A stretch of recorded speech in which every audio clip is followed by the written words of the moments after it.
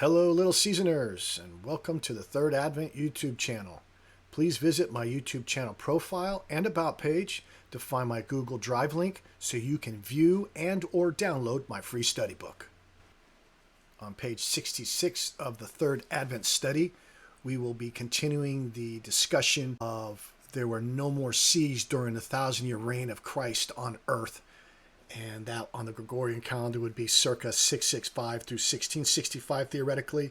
On God's solar calendar of the 7,000-year timeline, it would be 5640 through 6640, leaving 360 years left to fulfill the little season theory and end at 7,000 years. The book of Genesis offers some good timeline clues as I went over in some of the first chapters of the book, as well as some of the first videos, so you'll have to go back to this information or the book.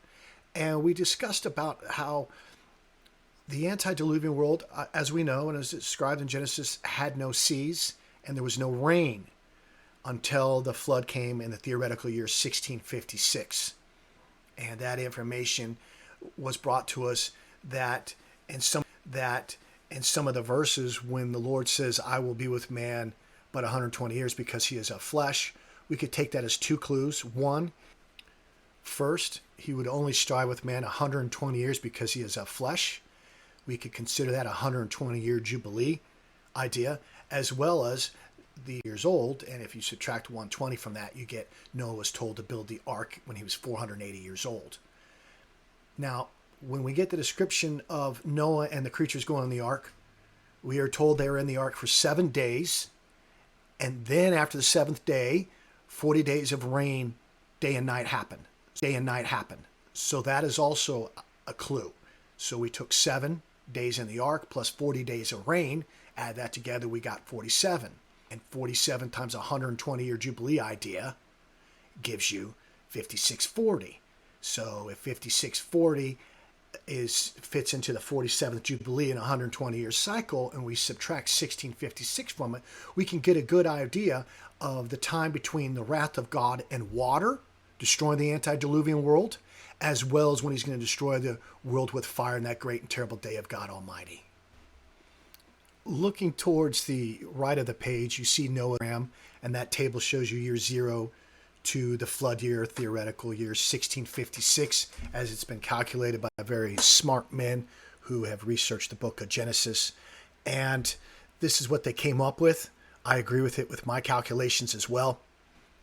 I came up with a thought experiment, and you can see what I did was I just took all of the chapter numbers and add them together. So there's 9 Genesis chapter 5s and 1 chapter Genesis 7. I add that together, it gave me 52. And I know if 6,000 is divided by a 7-year jubilee cycle, we get 1 jubilees for 6,000-year timeline.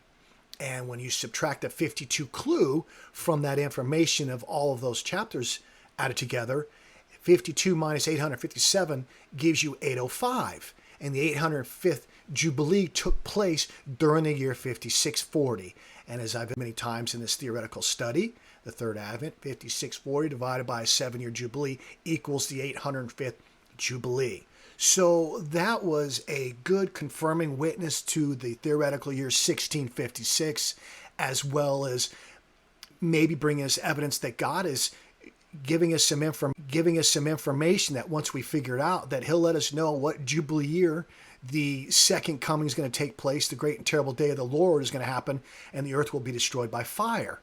And that's why the 1,000-year reign of Christ had to happen on the new heaven and new earth, because the old earth had the firmament rolled up, and he had to renew it with a new topsoil land. He flattened it, if you read Luke 3:5, which we've discussed, as well as the heavens had to be replaced. So the firmament dome had to be replaced. So that's why I believe the new heaven and new earth is what we're on now, and the 1,000-year reign and the little season take place on that, and Revelation 21 and 22 take place during the 1,000 years era. Continuing the information on this page, I just went ahead and typed in the seas return into the septenary cipher, and as you can see, seas has a very interesting numerical value, and it's 6516. And I wrote in the FY section there that the year of Noah's deluge was recorded in 1656, the same four numerals as 1665. So that's very interesting. But what also helps is possibly bringing forth a second confirming witness of another Jubilee cycle type, with the 120-year Jubilee cycle. We have the gematria total from C's return is 47. And 47 can fit into the 5640 idea, the second coming year, and or the year when fire judgment came on earth. So the 120 years that he'll be with flesh, if we consider that a 120-year cycle to the 47, then that equals 5640. And all you have to do is divide 5640 by a 120-year Jubilee cycle. You get the 47th Jubilee. So it fits right in there perfectly. So some might call this Bible clues. Some might just this coincidence. I don't know. But it's very interesting, and I thought it was worthy of putting into the study. Again, 6516 from C's decoded can be 1656, the year of the theoretical year of the flood, and 1665 when the 1,000 years ended on the Gregorian calendar AD. On the Gregorian calendar AD, same four numbers, just esoterically shuffled. Is that a clue? Is God letting us know when the deception of the beast changing the timeline, could it be rebranded as the Gregorian calendar after the 1,000 years ended? And the Lord is letting us figure out that after the year 60 years left, which could fit anywhere from 2025 to maybe 2030, give or take. So let's listen and take a look at what I wrote on page 66. There might not have been saltwater seas during the millennium. The water of life was flowing out of the throne in New Jerusalem. Obedient nations were also blessed with rain on their lands, for coming every year to the Feast of Tabernacles, parentheses, Christ's Mass or Christmas idea. See Zechariah 14, 16 through 18.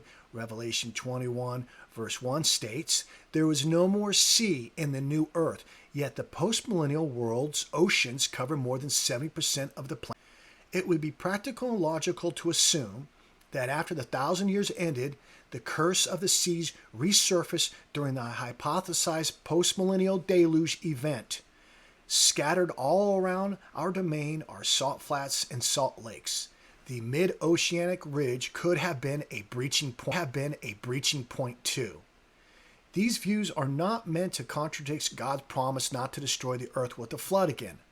Only an autodidactic perspective based on the scriptures and the mysteries surrounding this subject matter. And then the verse we can look at is 21 verse 1, quoted in that paragraph. And I saw a new heaven, new earth. For the first earth and the first heaven were passed away, and there was no more sea. So when you understand Revelation chapter 29 talks about the beloved city, that's the same city, New Jerusalem, that great city spoken of in Revelation chapter 21 and described in chapter 20. The Lord is going to reign on a clean, flat, white surface, so to speak, that's been renewed and purified. Remember, friends, the sea is part of the curse to mankind and whatever transpired during that antediluvian age for 1656 theoretical years. The Lord wiped it out. And he's not going to come down here with this kingdom of heaven for 1,000 years when the curse of the saltwater seas are still present on earth. Based on my personal interpretation of the scriptures, I've also brought up ad nauseum the apocalypse of Elijah and how it describes Enoch, witnesses of Revelation, as well as that the beloved city or the kingdom of heaven of God came down and spent its 1,000 years on the new heaven and new earth, which then would lead the little season to be fulfilled after the resurrection, after the possible battle of Gog and Magog took place, which could describe and explain all of the conflagrations and great city fires on all 7 continents. That might have been the battle of Gog and Magog, with fire coming down from God out of heaven and whirlwinds destroying everything. Or the battle of Gog and Magog will take place at the end of the little season, is no longer here. And I think it ascended back to heaven. The seas returned, the curse, as well as we have to understand that the little season that is spoken of in Revelation 20 verse 3 takes place on the new heaven and the new earth. which means that Revelation chapter 11 through 15 happen next, which is the great white throne judgment. And then after that, I interpret the scriptures to be teaching us that's an eternal state. There's no more sin. So we are in the millennial kingdom in heaven, maybe Garden of Eden and the glory of God, and this earth is become the new heaven and new earth, dematerializes. And I saw the face of him that sat in the great white throne, from which heaven and earth fled from, and there was found no place for them. So my interpretation of that is it dematerializes or it instantly becomes created. We're all standing in front of God, and the books are opened, and the great judgment happens. And then after that, there's no more death, there's no more sin. And if you read chapters 21 and 22, outside of the city, the beloved city of Revelation 20, verse 9, the same beloved city or great city, New Jerusalem, coming down from God out of heaven, and Revelation chapter 21 clearly describes that outside of the city, there are still men committing sin, lying, murder, thieving, whoever loveth to spreadeth a lie. And during the 1,000-year reign of Christ, there was going to be no certain liberties and judgments were upon the world as well. So that clearly states in Revelation chapter 22 that there was still sin.